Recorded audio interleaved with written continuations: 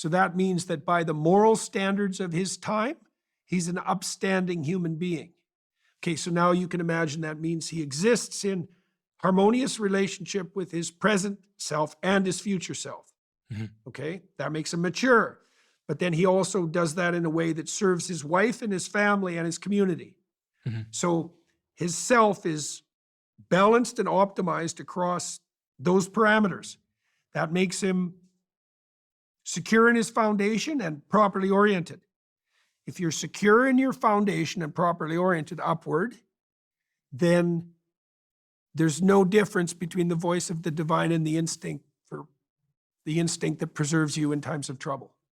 But you see, you can't exactly get there by the mere bottom-up materialistic notion, because you could think about the fear that guides Noah as an instinct, but the instinct is pathological unless it exists in this wider moral framework. Because then you could have the fear of a coward. Well, that's not helpful. The wider moral framework, could that wider moral framework just be, I'm in my DNA, I'm hardwired to want to reproduce?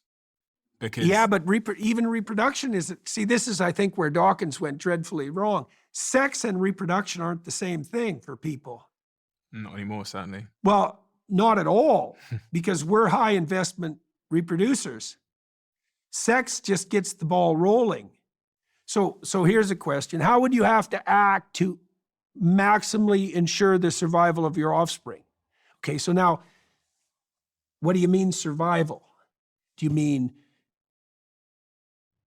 that your son lives?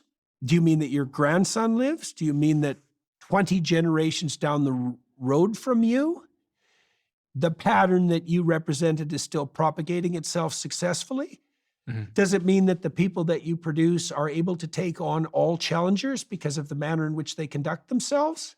That's a lot more complicated than just sex, like way more complicated.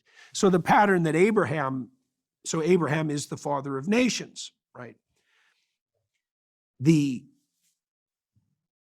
There's an insistence in the story that the manner in which he conducts himself as a hero establishes the pattern that makes his descendants successful eternally.